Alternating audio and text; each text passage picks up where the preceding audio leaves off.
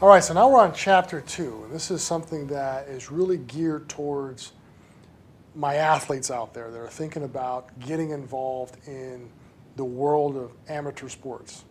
And one of the questions I always ask people is, do you think you're a business person? And you'd be shocked to what I hear. I mean, I've talked to guys and gals that have been very, very successful, been on TV playing sports, and when you talk to them about business, they kind of shrivel up and they get really nervous. And so this chapter really focuses on how to kind of get through that process, okay? So I want you guys to understand that if you're having those type of doubts, if you're having those type of questions about, can I really do this?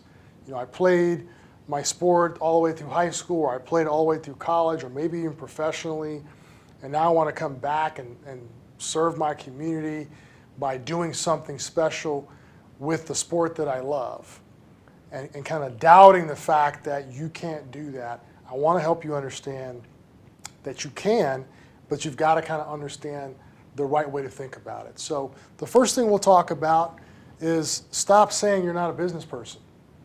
And this goes for any particular side of business, but if you're an athlete, but you don't think you're a business person, the first thing you've got to do is stop saying that.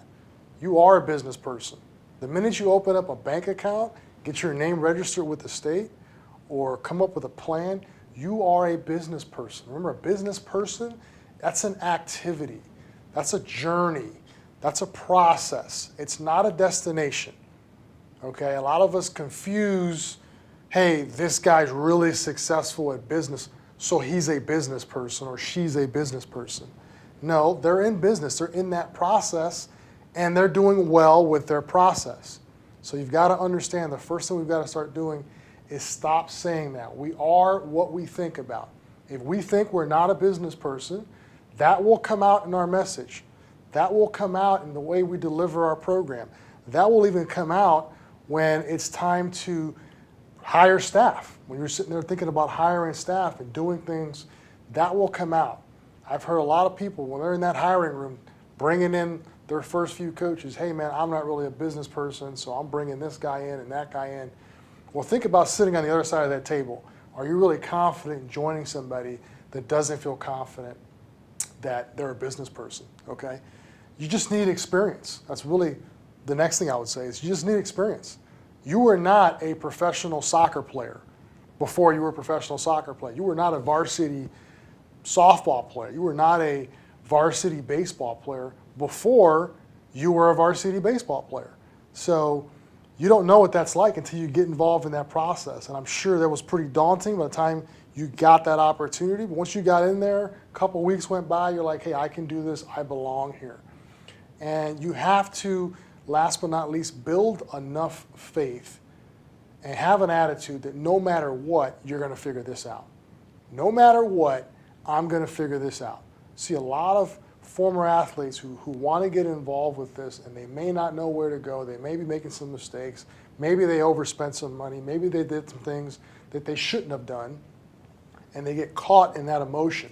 They get caught in that space, and they don't really think about what the next phase of their development should be. No different than having a bad day at the office athletically.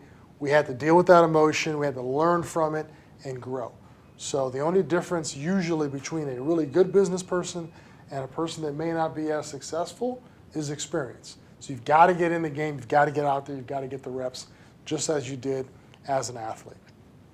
The next point that I'll talk about is you don't have to be great to get started, but you do have to get started to be great. I want to say that again. You don't have to be great to get started, but you do have to get started to be great. A lot of times, especially with my more analytical former athletes, you get so caught up in your analysis of your own head and what people are telling you. You're going to maybe your dad or your father-in-law or other players or other people, and they're telling you things about what this journey is like. And you start to become paralyzed by that analysis that you cannot do it. You start thinking about all the ways this isn't going to work instead of focusing on the ways that it will work. The next thing you got to think about in regards to this point is fail and fail forward. It's the same thing you're going to tell your players. You're not going to tell your players at practice, don't try this because you might fail. Not if you're a good coach. You're going to tell them, hey, keep going. We want you. If you're not failing, you're not trying, right? It's something that you've heard, I'm sure, as a former athlete, you've heard that message. So you've got to understand that we've got to fail. It's the only way we're going to learn. We've got to get out there. We've got to get past our paralysis by analysis. And then we've got to be willing to fail. And fail financially, fail emotionally, fail socially, fail as a team, as a program. Those things are probably going to happen, especially if you're going to grow and you're going to be prosperous at what you're doing. You've got to know that. You've got to know that failures and heartache are going to be part of it, all right? Which brings me to my next point. Be an athlete in life. Be an athlete in business. What does that mean? Well, I'm sure most of us went through a similar process when we were an athlete. Being a former professional athlete, I had a dream.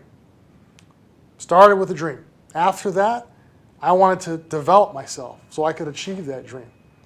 And once I mastered that middle point, then I got to dominate in my area, whether it was high school or college, that got me an opportunity to play professional sports.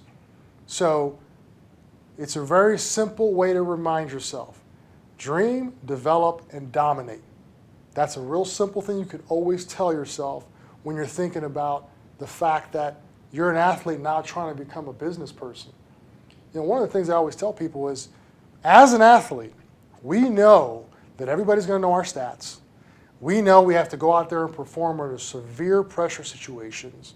We know we're going to get criticism. We know we're going to fail our way to success. We know there's going to be people trying to take our spot off the field. We know all these. We've lived it already. But we're scared to apply that to business at times. We're scared to apply that when we're given an opportunity to become a leader in our desired role within the world of youth sports. So be an athlete in life. Don't think that anything has to change.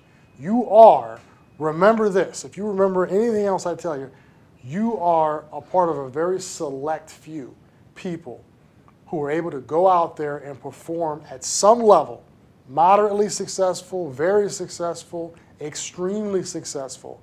But you had the faith and the ability mentally to go out there and try to do that. All right, so the next thing I want to talk about is developing a circle of trust. And what I mean by a circle of trust, well, you can develop these with past customers. You can develop these with mentors in your community or people that you've come across that you might find to be successful, or other coaches out in the marketplace that are not competitors of yours, maybe outside your region, other parts of the country, or maybe they're not even coaching anymore. Maybe they're doing something different. But you've got to have a circle of trust and a circle of people that help you understand how to interpret the good times and also how to deal with the bad times. Because you're going to have some bad times. You're going to feel like you're alone in that. You're going to feel that you don't really know what to do, and you want to have a mentorship group that can help you through that process. Because you've got to take your problems somewhere. To resolve your problems, you want to be able to take your problems somewhere and be able to resolve those issues. And usually people outside the fire can tell you how to get out of that fire. And like I said, success brings its own issues. When you're successful, especially earlier than you thought, better than you thought, bigger than you thought, sometimes things happen to us ego-wise or mentally that we didn't think about. Or people start coming to us with a bunch of opportunities and we don't know how to deal with that. Or if it's really a bad time, we don't know how to deal with that. We don't know what exactly to do next to salvage the situation. So moving forward, the last point on this slide or this chapter is plan, execute, and digest. Pretty simple. We should always start with a plan. We shouldn't do anything that's out there being marketed or being developed as an opportunity to bring in customers or bring in relationships without having a plan of how we're going to do that. And it could be as simple as a one-page plan. I've seen plans as long as 30 pages, okay? But we're going to start off with a plan. Then we're going to go out and try to execute that plan, whatever that plan may be. And as an athlete, we all know about workout regimens, practice plans, things of that nature. So just think about yourself going back and executing whatever plan was given to you or developed for you. You're going to go out and execute that plan. But the problem that I see most people fail at or not execute at a high level is the digesting part. You've got to be able to digest your execution. So once you're done executing your program or your training situation or your team went out and played last weekend, you've got to be able to digest that information honestly and creatively to make sure that what you're doing is working. On the business side as well, review this stuff every month, every week, as much as you can to kind of see where you're at. And again, this might be a situation you could take back to your circle of trust in regards to the digestion part of this particular section of the course.